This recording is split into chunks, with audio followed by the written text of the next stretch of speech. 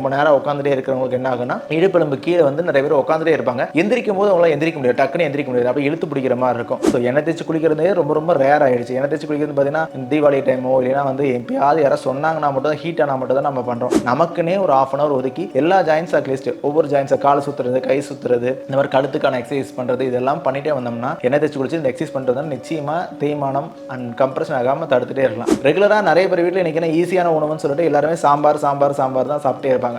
So அந்த சாம்பார் துவரம்பருப்பு சாம்பார் கொஞ்சம் கம்மி பண்ணுங்க. அதாவது வர்ம மசாஜ் மாதிரி ஹெட் டு வரைக்கும் கொடுத்து கிளி ஒத்தனங்கள்லாம் கொடுப்பாங்க. ஸோ அந்த மாதிரி கொடுக்கும்போது நல்ல கம்ப்ரெஷன் ரிலீஃப் ஆகும்.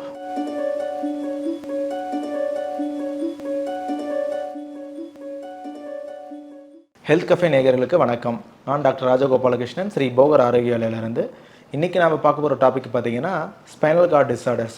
ஸோ ஸ்பைனல் கார்டில் வந்து பார்த்தீங்கன்னா நிறைய டைப் ஆஃப் வந்து பெயின் வரும். நமக்கு பார்த்தீங்கன்னா செர்விக்கல் ஸ்பாண்டிலைட்டிஸ் இருக்குது, லம்பார் ஸ்பாண்டிலைட்டிஸ் இருக்குது, தொராசிக்கில் வந்து நமக்கு பெயின் வரும், நமக்கு வந்து பார்த்தீங்கன்னா சியாட்டிகா பெயின் வரும், நிறைய பேருக்கு இந்த காக்கிக்ஸில் அதாவது முதுகு தண்டுவடத்தில் கடைசி எலும்பில் கூட பெயின் வரும்.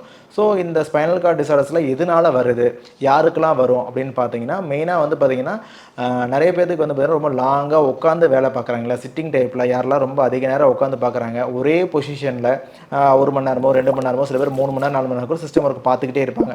ஸோ இந்த மாதிரி யாரெல்லாம் அடிக்கடி ரொம்ப பார்த்துக்கிட்டே இருக்காங்க, ஒரே பொசிஷனில் ஒரு பொசிஷன் மாற்றாமல் ரொம்ப நேரம் ஸ்ட்ரெஸ்டாக ரொம்ப கண்ணுக்கு ரொம்ப ஸ்ட்ரெயின் கொடுத்து பார்க்குறவங்களுக்கு கம்பல்சரி பார்த்தீங்கன்னா நிறைய பேருக்கு செர்விக்கல் ஸ்பாண்டிலைட்டிஸ்னு சொல்லுவாங்க. அதாவது கழுத்தெலும்பில் வந்து நமக்கு வந்து டிஸ்க் பல்ஜ் ஆகலாம், இல்லை தேய்மானம் வரலாம், இல்லை ஹெர்னியேஷன் டிஸ்க் வந்து பிரிங்கி அது வந்து வலி கொடுக்கும், நரம் வந்து அழுத்தம் கொடுக்கும். ஸோ இந்த மாதிரி வந்து பார்த்தீங்கன்னா நிறைய பேருக்கு மெயினாக சிட்டிங் டைப் ஜாப்பில் வந்து மெயினாக செர்விக்கல்லையும் லம்பாரில் அதே மாதிரி தான் இடுப்பெலும்புலையும் வந்து பார்த்தீங்கன்னா கம்ப்ரெஷன் வரும். அதனால் சயாட்டிக் பெயின் வரும். நிறைய பேருக்கு இந்த கால் இழுத்து பிடிக்கிறது, முதுகு தண்டோட வந்து நல்லா ஸ்டிஃபாக இருக்கிறது, சில பேருக்கு இந்த காக்கிக் செல் பெயின்னு சொல்லுவாங்க. ரொம்ப நேரம் உட்காந்துட்டே இருக்கிறவங்களுக்கு என்ன ஆகுனா இடுப்பெலும்பு கீழே வந்து நிறைய பேர் உட்காந்துட்டே இருப்பாங்க.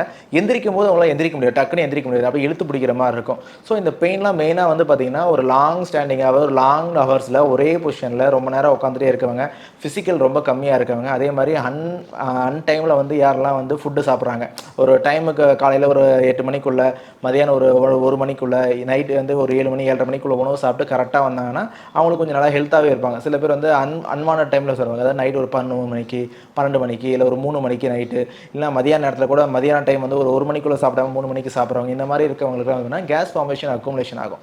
ஸோ இந்த மாதிரி இருக்கக்கூடியவங்களுக்கு பார்த்தீங்கன்னா நிறையா வந்து வயிறு உப்புசம், கான்ஸ்டிபேஷன் இந்த மாதிரி ப்ராப்ளம் இருக்கும். ஸோ இந்த மாதிரி யாருக்கெல்லாம் இருக்கோ அவங்களுக்கு மேக்ஸிமம் வந்து ஸ்பைனல் கார்டு டிஸார்டர் வரதுக்கு சான்ஸ் அதிகம். இன்னும் சில பேருக்கு வந்து இன்ஜுரினால வரலாம், அடிப்பறதுனாலையோ கீழே விழுறதுனாலையோ, இல்லை லாங்காக பைக்கில் யாரெல்லாம் ட்ராவல் பண்ணுறாங்க, அதிகமாக கார் ஓட்டுறவங்க, அதிகமாக சைக்கிளிங் ஓட்டுறவங்க, ரொம்ப ஃபிசிக்கல் ஒர்க் அதிகமாக பண்ணுறவங்களுக்குமே வந்து இந்த மாதிரி தேய்மானமும் வரும், கம்ப்ரெஷன் வரும். ஸோ இதை எப்படி நாம் வந்து பார்த்திங்கன்னா வராமல் தடுக்கலாம்? இந்த மாதிரி டிஸார்டர்ஸ்லாம் நிறைய பேர் இன்றைக்கி ஜென்ரலாக ஒரு 100 பேர் எடுத்திங்கன்னா 80 to 90% பீப்புளுக்கு வந்து பார்த்தீங்கன்னா கம்பல்சரி ஏதாவது ஒரு இடுப்பில் கம்ப்ரெஷன் இருக்கும், இல்லை செர்விக்கல் கம்ப்ரெஷன் இருக்கும், இல்லை காக்கிக் செல் பெயின். யாராக எல்லாத்துக்குமே எம்ஆர்ஐன்னு எடுத்து பார்த்தோன்னா யாராக இருந்தாலும் டிஸ்க் பல்ஜி எல்லாத்துக்குமே இருக்கும். இது ஜென்ரல் ஆகிடுச்சு. ஏன்னா எல்லாருமே பைக்கில் ஓட்டுறோம், ஸ்பீட் பிரேக்கர்ஸ் ஏறி இறங்குறோம், டைமில் சாப்பிட்றோம். ஃபிசிக்கல் ஒர்க் யாரும் பண்ணுறது கிடையாது. மெயினாக வந்து பார்த்தீங்கன்னா ஃபிசிக்கல் ரொம்ப ரொம்ப கம்மியாகிடுச்சு. ஸோ அந்த காலத்தில் வந்து பார்த்தீங்கன்னா ஃபிசிக்கல் ஒர்க் பண்ணுவாங்க, மெயினாக எண்ணெய் தேய்ச்சி குளிப்பாங்க. ஒரு ஃபிசிக்கல் விவசாயமே பார்க்குறாங்க அப்படின்னா நிறைய நேரம் ஃபிசிக்கல் ஒர்க் தான் நல்லா பண்ணுவாங்க. ஆனால் அவங்களுக்குலாம் வந்து பார்த்தீங்கன்னா அவ்வளோ சீக்கிரம் இந்த இடுப்பிலம்போ மூட்டு வலியோ தேய்மானமோ அவ்வளோ வராது. ஏன் காரணம் அப்படின்னா அவங்க வந்து பார்த்திங்கன்னா சத்தான உணவுகள் ஒன்று மெயினாக சாப்பிடுவாங்க. இன்னொன்று என்னென்னு பார்த்தீங்கன்னா எண்ணெய் தேய்ச்சி குளிப்பாங்க. ரெகுலராகவே அவங்க குளிக்கும்போது என்ன பண்ணுவாங்கன்னா தலைக்கு தேங்காய் எண்ணெய் தேய்ச்சிக்கிட்டு உடம்பு ஃபுல்லாக நல்லெண்ணெய் தேய்ச்சிட்டு ஒரு 10 நிமிஷம் 1/4 மணி நேரம் ஊற வச்சு வெந்நீர்லையோ இல்லைனா வந்து வெதுப்பான ஸ்ட்ரீம் வாட்டர் ஆறு மாதிரியோ இல்லைனா அருவிலையோ அந்த மாதிரி குளிச்சுட்டு வருவாங்க. அந்த மாதிரி பண்ணும்போது ரத்த ஓட்டம் நல்லா சீராக போகும், எங்கேயுமே அவங்களுக்கு வந்து தடையே இருக்காது, பிளட் சர்க்குலேஷன் நல்லா சீராக போகும், கம்ப்ரெஷன் எதுவுமே ஆகாது, ஃபிசிக்கலும் நல்லா பண்ணுவாங்க. ஆனால் இப்போ நம்ம அப்படி பண்ணுறதே கிடையாது. ஸோ எண்ணெய் தேய்ச்சி குளிக்கிறதே ரொம்ப ரொம்ப ரேர் ஆகிடுச்சு. எண்ணெய் தேய்ச்சி குளிக்கிறது பார்த்தீங்கன்னா தீபாவளி டைமோ இல்லைனா வந்து எப்பயாவது யாராவது சொன்னாங்கன்னா மட்டும் தான், ஹீட் ஆனால் மட்டும் தான் நம்ம பண்ணுறோம். இன்றைக்கி காலகட்டத்தில் இந்த ஸ்பைனல் கார்டு டிஸார்டர் வந்து யாருக்கு சின்ன வயசுலேருந்தே வர ஆரம்பிக்கும். ரொம்ப லாங்காக ஒர்க் பண்ணுறவங்க, இன்றைக்கி ஃபிசிக்கல் ஆக்டிவிட்டிஸ் ரொம்ப ரொம்ப கம்மியானது மெயின் ரீசன் அதனால தான். ஸோ அதனால் எண்ணெய் தேய்ச்சி குளிச்சுட்டே வந்தோம்னா ஹெட் டு டோ வரைக்கும் தலையில் தேங்காய் எண்ணெய் சூடு பண்ணி தேய்க்கணும், அதே மாதிரி உடம்புக்கு நல்லெண்ணெய் அதே மாதிரி சூடு பண்ணி தேய்க்கணும்.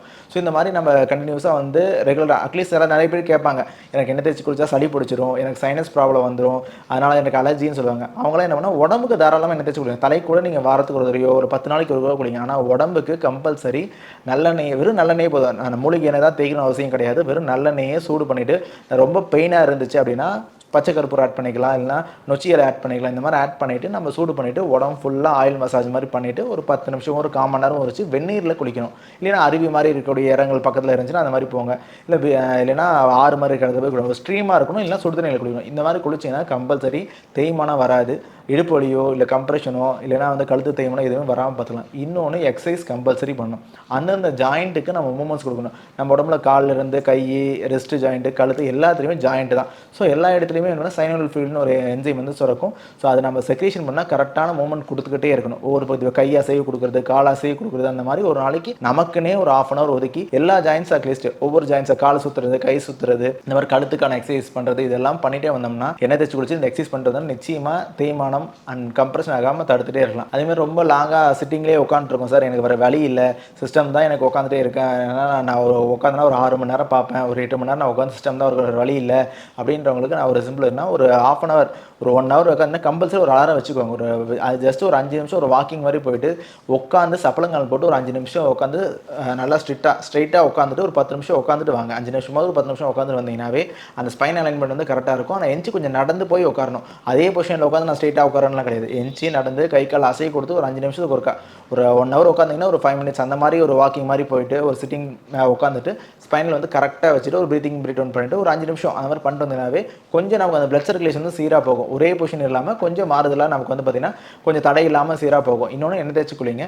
இன்னொன்று என்ன, நான் ஃபுட்டில் என்ன ரெஸ்ட்ரிக்ஷன் சொல்கிறேன்னு பார்த்தீங்கன்னா மெயினாக வந்து தூரம்பருப்பு சாம்பார், மெயினாக தூரம்பருப்பு, கடலைப்பருப்பு, கிழங்கு ஐட்டம், தயிர், இதெல்லாம் கொஞ்சம் அவாய்ட் பண்ணுங்கள். முழுமையாக அவாய்ட் பண்ண சொல்ல. ரெகுலராக நிறைய பேர் வீட்டில் இன்றைக்கி ஈஸியான உணவுன்னு சொல்லிட்டு எல்லாருமே சாம்பார் தான் சாப்பிட்டே இருப்பாங்க. ஸோ அந்த தூரம்பருப்பு சாம்பார் கொஞ்சம் கம்மி பண்ணுங்கள். ஸோ அதே மாதிரி எனக்கு ப்ரோட்டீன் வேணும், எனக்கு வந்து ப்ரோட்டீன் சார், நான் வெஜிடேரியன் சார், அப்புறம் நான்வெஜ் சாப்பிட்றதில்ல, ப்ரோட்டீன் எனக்கு அதிகம் வேணும், அதனால் நீங்கள் எப்படி பருப்பு சாப்பிட வேணாம்னு சொல்கிறீங்கன்னு கேட்டிங்கன்னா பச்சைப்பயிறு எடுத்துக்கோங்க, பாசி பருப்பு எடுத்துக்கோங்க, கருப்பு சுண்டல் எடுத்துக்கோங்க. இதெல்லாம் ஒவ்வொரு நாள் முளைக்கட்டியே சாப்பிடலாம். நீங்கள் சாம்பார் வச்சு தான் கொதிக்க வச்சு தான் சாப்பிடணும் அவசியம் கிடையாது. ஸோ துவரம்பருப்பு, கடலைப்பருப்பு தான் மெயினாக அவாய்ட் பண்ண சொல்கிறேன். நீங்கள் பாசிப்பருப்பு, பச்சைப்பயிறு எடுத்துக்கலாம், ப்ரௌன் சென்னா எடுத்துக்கலாம். இந்த மாதிரிலாம் எடுத்துக்கிட்டிங்கன்னா நல்லாவே முளைக்கட்டி சாப்பிடும்போது நல்லா ப்ரோட்டீன் கிடைக்கும். அதே மாதிரி உருளைக்கிழங்கு ஐட்டம், தயிர் வேணாம், மோர் எவ்வளோ வேணால் குடிக்கலாம். மோர் நல்லா பெருங்காயம் போட்டு குடிங்க. ஸோ இந்த உணவுகள்லாம் வந்து பார்த்திங்கன்னா தேய்மானத்தை அதிகப்படுத்தும். ஸோ இந்த உணவும் சாப்பிட்டு ஃபிசிக்கல் ஆக்டிவிட்டியும் பண்ணாமல் ஒரே பொசிஷனில் உட்காரும்போது நிறைய பேருக்கு கம்ப்ரெஷன் ஆகுது, நிறைய பேருக்கு இந்த மாதிரி தேய்மானம் வரதுக்கான சான்ஸ் அதிகம். ஸோ இந்த மாதிரி வந்து பார்த்திங்கன்னா இதை எப்படி நம்ம வராமல் தடுக்குது, நான் சொன்ன மாதிரி எண்ணெய் தேய்ச்சி குளிச்சா மெயினாக வரவே வராது. ஸோ இந்த மாதிரி நிறைய ப்ராப்ளம் எனக்கு வந்துருச்சு, எனக்கு டிஸ்க் பல்ஜ் ஆகிடுச்சா, டிஸ்க் ஹெர்னியேஷன் ஆகிடுச்சு, இப்போ என்னால் குமிய முடியல, அடிக்கடி கால் இழுத்து பிடிக்குது, ரொம்ப இதாக இருக்குது அப்படின்னு சொன்னால் மெயினாக வந்து பார்த்திங்கன்னா எல்லாருக்குமே வந்து கேஸ்டர் ஆயில் தெரியும், எல்லாத்துக்கும் விளக்கெண்ணெய் தெரியும். யாருக்கெல்லாம் ரொம்ப அதிகமாக இடுப்பு இருக்குது, ரொம்ப ஸ்டிஃப்னஸாக இருக்குன்னு பார்த்தீங்கன்னா ஒரு வாரம் தினமும் நைட்டு வந்து விளக்கெண்ணெய் வந்து பார்த்திங்கன்னா ஒரு 10 ml ஒரு 30 ml சுடுபாலில் கலந்து தினமும் நைட்டு தூங்க போகிறதுக்கு முன்னாடி குடிச்சிட்டு போகிறாங்க. யாருக்கும் லூஸ் மோஷன்லாம் ஆகாது, ஒரே டைமு ஃப்ரீயாக மோஷன் போகும். அப்படி போகும்போது இடுப்பில் உள்ள வாதத்தை ரிலீஃப் பண்ணிவிடும், அந்த சர்க்குலேஷன்ஸ் நல்லா ரெடி பண்ணிவிடும், நல்லா கேஸ் நல்லா ஃப்ரீயாக போச்சுனாவே இடுப்புலி நிறைய பேருக்கு நல்லாவே குணமாகும். ரொம்ப அதிகமாக இன்னும் எனக்கு தேய்மானம் இருக்குது சார், ஏதாவது ஆஸ்டியோஃபைட் ஃபார்மேஷன் சொல்லுவாங்க, இடுப்பில் தேஞ்சு போய் அங்கே சின்ன சின்ன துகளாக ஃபார்ம் ஆகிட்டு குத்துற மாதிரி பெயின் எல்லாமே இருக்கும்.